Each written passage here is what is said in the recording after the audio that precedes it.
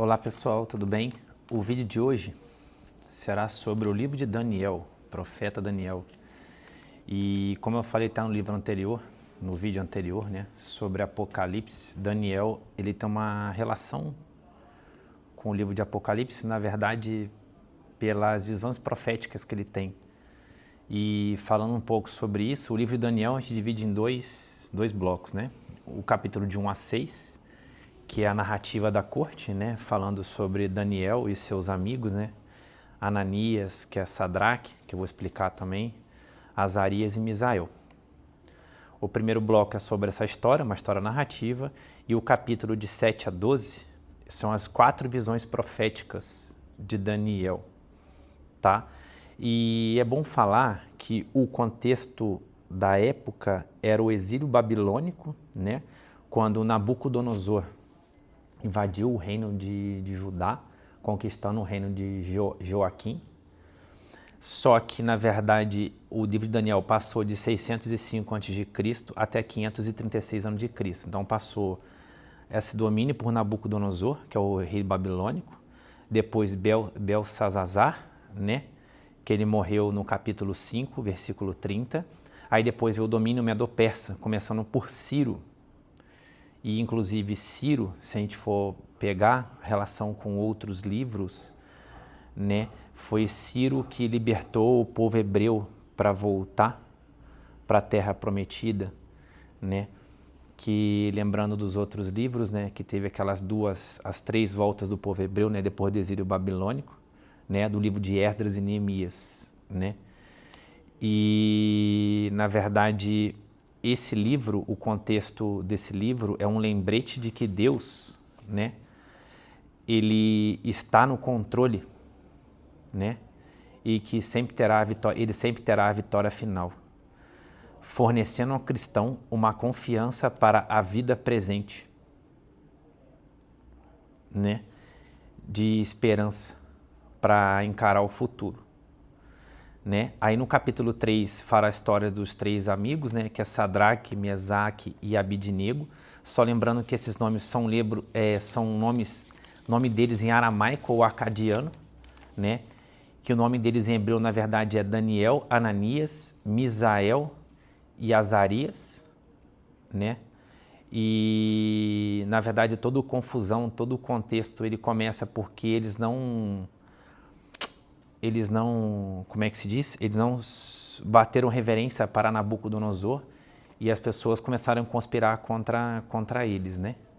E começou todo o entorno da história, né? Então, na verdade, o que é legal também lembrar que Daniel, ele coexistiu com o profeta Jeremias, né? Ele veio depois do profeta Jeremias, eles coexistiram na mesma época, né? E no livro de Jeremias há relatos, né? Também como Reis em Crônicas, sobre a sucessão desse reinado que eu falei para vocês, de Joaquim e depois Nabucodonosor, né? Então é legal, eu gosto bastante de correlacionar esse nexo temporal entre os livros para a gente não ficar perdido e entender um pouco sobre isso. Eu acho isso muito interessante, não sei se para vocês faz sentido. Uma coisa que eu anotei aqui também, ó, o livro de Daniel antecipa a vinda de Deus como guerreiro que derrotará as forças do mal e estabelecerá seu reino. No Novo Testamento retrata Jesus, Cristo, como aquele que vence a batalha. Primeiro ao derrotar Satanás na cruz, Colossenses, né, capítulo 2, versículo 13 a 15, fazendo uma contrarreferência, e completando com uma segunda vinda, né, fazendo essa conexão, como eu falei para vocês, muito importante com o Apocalipse, que é o outro livro profético do Novo Testamento. Apocalipse, capítulo 13, o mal definitivo na besta que sai do mar, que faz essa alusão ao capítulo 7, versículo 13 de Daniel. Semelhança a um filho do homem. Isso é muito interessante também. No capítulo 2 aqui, é a relação de Daniel com o livro de Coríntios. Aqui, ó, 1 Coríntios, capítulo 2, versículos 6 e 7. A verdadeira sabedoria vem de Deus, né? A presença do Espírito Santo. Daniel é capaz de escrever e interpretar sonhos que perturbam o rei Nabucodonosor, de modo que antecipa a vitória de Deus sobre os reinos humanos e o estabelecimento do reino de Deus. Daniel é capaz de revelar o conteúdo do sonho e a interpretação também, que é aquele sonho lá da imagem grande, né? Que a cabeça de ouro é o Império Babilônico e depois o peito e o braço de prata é o Medo-Persa, que aí já vem rei Ciro depois. Depois o Império Grego é o ventre e o quadril de bronze. O Império Romano, os pés de ferro. E o Reino de Deus é a pedra. Tá? Isso aí é muito interessante, essa correlação também. A parte do capítulo 3 a 4, né, sobre a questão do forno, né, que o Nabucodonosor manda aumentar 7 vezes a potência do forno. Lembrando no vídeo anterior que eu falei sobre o número 7, também olha que legal a correlação da Bíblia, o número 7 em Apocalipse corresponde a um número de completude, de plenitude, olha que interessante, né? Essa reflexão do número 7, né? Sobre a correlação da parte bíblica desse significado do 7 na Bíblia. Isso é interessante também. Outra coisa que eu queria comentar também é a passagem do capítulo 6, né? Daniel na Cova dos Leões, que é uma das passagens mais famosas da Bíblia e que eu acho legal algumas pregações também que falam que, na verdade, Daniel ele não orou lá dentro, ele orou antes de entrar. Então, a oração é a preparação para as dificuldades, né? Então, refletindo mais uma vez a mensagem do livro nessa passagem, que mesmo com as atribulações, Deus está no controle e conquistará a vitória acima de qualquer reinado da terra, que é a mensagem principal desse livro, tá?